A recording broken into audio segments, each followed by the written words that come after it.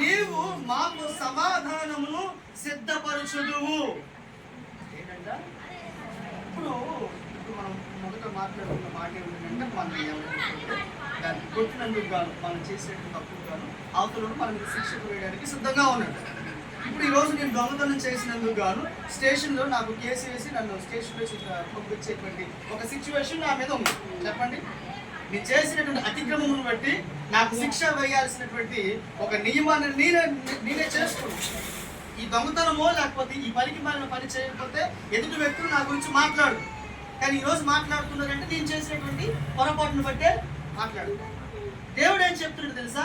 మనకు సమాధానమును ఆయన సిద్ధపరుస్తాడు. మన పాపములు, మన భారము ఏదైతే ఉందో అది ఆయన మీద వేసుకొని ఆ శిక్ష మన మీద పడనివ్వకుండా చేస్తున్నాడు.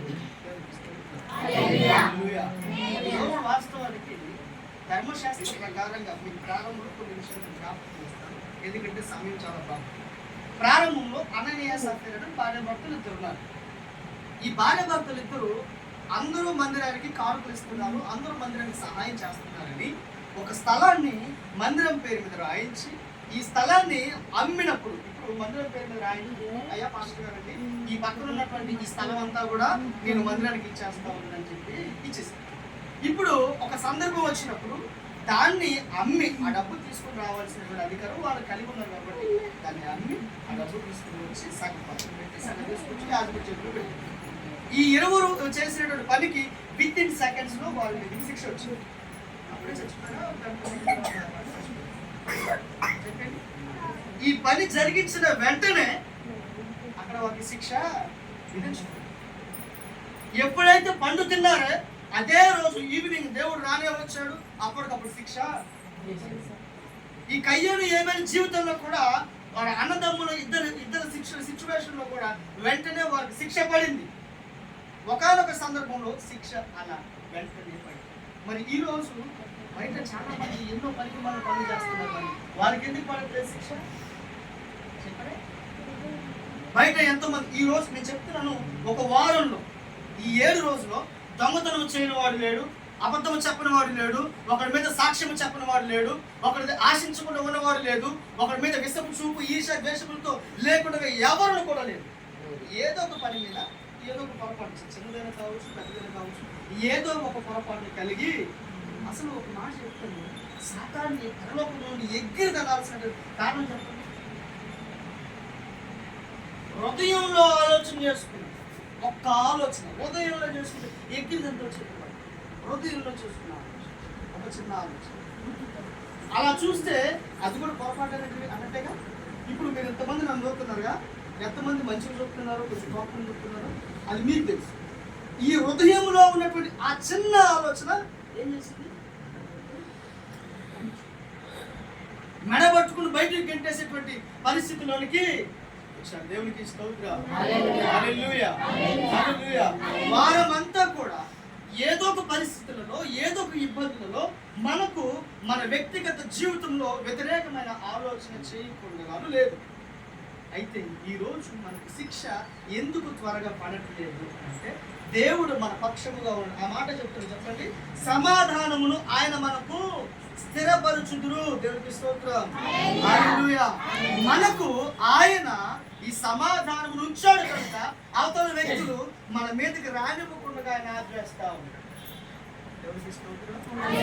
చిన్న సందర్భం చెప్తాను. ఒక ఆయన బాగా బలిసినటువంటి ఆయన ఉన్నాడు. బలిసిన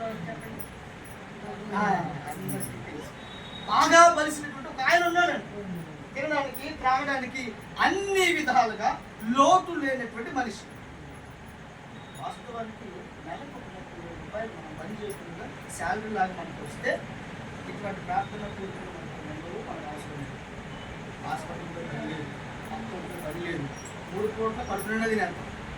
చెప్పండి, అంటే నేను తినవుతానంట. 3 పూట్ల కడుపు నిండా అంటే రాత్రి వండిన ఫుడ్ ఇప్పుడు నచ్చదు. అన్నం కొంచెం పలుకుంటే ఆ గిన్నె ఇక్కడ నుంచి ఊరవతలు పడిపోద్ది, అప్పుడు మరలా వండాల్సిందే. లావు బియ్యం లాంటివి కంటికి కనబడవు. కాస్ట్లీయెస్ట్ బియ్యంలో ఒకవేళ 50 రూపాయలు అయితే 90 రూపాయలు పెట్టి కొనుక్కొని తీసుకొచ్చుకొని యోగ్యత వచ్చింది కాబట్టి, అది ఎలా వచ్చిన విషయం పక్కన చేస్తున్నాం కాబట్టి అది మనకి ఇరుగు పొరుగు వాటితో పని లేదు. ఇప్పుడు అందరూ ప్రార్థన కూడికి ముందు వస్తే, ఒకవేళ వీడు రావాల్సి వస్తే లాస్ట్ లో అందరూ వచ్చిన తర్వాత వస్తారు. ఇప్పుడు వీటితో పాటు పక్కన చేరి ఖచ్చితంగా వేయాలి. అన్న రండి నన్ను అందరేసారి మాస్టర్ గారితో పాటు పక్కన కూర్చోబెట్టి భోజనము పెట్టించాలి. దేని కొరకు? దేని కొరకు? కేవలము ఇలా ఆలోచన చేసేటువంటి ఒక వ్యక్తి బైబిల్లో ఉన్నాడు. తినడానికి ఉంది, త్రాగడానికి ఉంది, తిరగడానికి ఉంది, కట్టుబట్లు. ఈరోజు ఒక మాట నేను చెప్తాను మీకు. ఒక జత నేను వారం రోజులు వేసుకున్నాను. ఒక జత ఇప్పి మరలా ఆరేస్తాను, గాలికి ఆడింది, చెవడానికి ఉంది, మరలా ఇంటికి ఉన్నప్పుడు స్నెక్కర్ వేసుకోవడమో లేదు ఇంకోటి వేసుకోవడమో. డబ్బులు ప్రేయర్కి వచ్చేటప్పుడు ఫ్రెష్గా స్నానం చేసి బట్టలు వేసేసుకోండి. ప్రేయర్ ఎక్కడ ఉంటే మరలా చెమట పట్టేసి మరలా వాడు స్నానం చేసి ప్రతిసారి ట్రిప్కి ఏ కాలం చేయాలో మేము నీళ్ళు పెట్టుకోవాలి.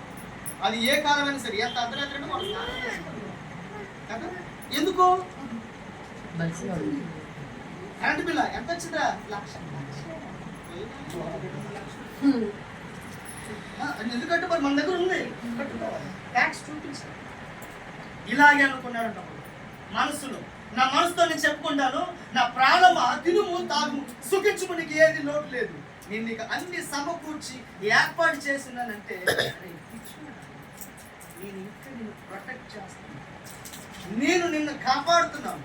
నీ ప్రాణం కొరకు నీ పక్కన చాలా మంది నీ ప్రాణం ఎప్పుడు దొరుకుతుందా అని ఎదురు చూస్తున్నారు, ఎలా దొరుకుతుందా అని ఎదురు చూస్తున్నారు, ఎప్పుడు వీళ్ళు చేయి మన చేతులు చిక్కుతుందా అని చూస్తా ఉన్నారు. వాళ్ళందరినీ నేను ప్రొటెక్ట్ చేస్తున్నాను, నీ దగ్గరికి రాని. అంటే మనకు ఒక ఆయన సమాధానమును స్థిరపరిచాడు. మనం చేసినటువంటి పాపమునకు కీడు రానివ్వకుండా ఆయన మనకు అడ్డుపడుతూ ఉన్నాడు. ప్రియులను గమనించండి, ఇది గొప్ప బహుమానం. ఈరోజు చేసినటువంటి పాపమునకు నాకు శిక్ష పడనివ్వకుండా ఒక మనిషి ఆఫ్ చేస్తాడని గొప్ప బహుమానం అంటారే కాదు. చెప్పండి,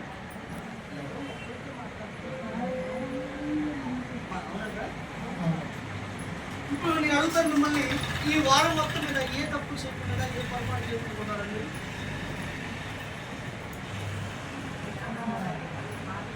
దేవునికి స్తోత్రం, వ్యాపారం దేవునికి స్తోత్రం, హల్లెలూయా. ప్రతి పరిస్థితుల్లో కూడా ఏదో ఒక పొరపాటు, ప్రతి పొరపాటు ఏదో ఒక పరిస్థితి కూడా ఖచ్చితం. అయితే దానికి శిక్షను పడనివ్వకుండా ఆయన మధ్యవర్తిగా ఉండి కొన్ని రోజులు ఆయన తెలుగమ్మా. ఇప్పుడు ఒకనొక రోజు యేసు ప్రభు వారితో కలిసినటువంటి ఈ సాతాను ఇప్పుడు యేసు ప్రభు వారికి వ్యతిరేకం. ఏది చెప్పినా ఏది చేసినా కూడా నువ్వు అంటే ఇటంటే అటు అటు అంటే ఎటు అటు నేలకెట్టు ఎవరినో తీసుకుని పోదామని చూస్తా ఉంటాడు. ఏదో తీసుకుని పోదామని వారందరినీ పడనివ్వకుండా మనకు ఆయన తీసుకొచ్చిన గిఫ్ట్ ఏంటంట, సమాధానం పరుస్తా ఉన్నాడు. మన చుట్టూ సాతాను యొక్క పరిస్థితులు పడనివ్వకుండా ఆయన సమాధాన పరుస్తూ ఉన్నాడు. సాతాను వచ్చేటువంటి నిందలు అవమానములు మన మీదకి రానివ్వకుండా ఆయన మనల్ని సమాధాన పరుస్తున్నాడు. అవమానములు రానివ్వకుండా సమాధాన పరుస్తూ ఉన్నాడు. ప్రియులారా గమనించండి, ఒక వ్యక్తి గొడవ పడ్డానికి వచ్చినప్పుడు వాడిని కూర్చోబెట్టి కొంచెం గ్లాసులు మంచినీళ్ళు టీయో టిఫిన్ పెట్టి అన్న ఏం సంగతి అన్న నవ్వుతూ ఒకసారి మాట్లాడు. కొడతాడా? తిడతాడా? ఏం లేదు, ఈ దారి గుంటా వెళ్తున్నా ఒకసారి కనబడిపోదాము వచ్చాము అంతే. వాడు మాట ఇంటికాడ ఎట్లా తెలుసా, ఈరోజు అడిగేస్తా ఖచ్చితంగా ఏదో లాక్కొచ్చేస్తా అది ఇదే అనే మాట ఇంటికాడ ఉంటుంది. ఇక్కడికి వచ్చిన తర్వాత నువ్వు చూపించేటువంటి ప్రేమను బట్టి ఇప్పుడు వాడు తిడతాడు కొడతాడు ఏదో తీసుకెళ్తాడు సంగతి మనకే తెలుసు. ఒక పక్క భయం భయం అయితే ఉంటుంది, కానీ బయటికి మాత్రం ధైర్యంగా కనపడాలి. బయటికి ఎట్లా కనపడాలి? ధైర్యంగానే అన్నరా బయట కూర్చో మొన్న వారికి ఏదో ఒకటి వాడు తెలియదు కదా, తిరుపతి ఇచ్చినాను అదే పెట్టిన అనుకున్నారు.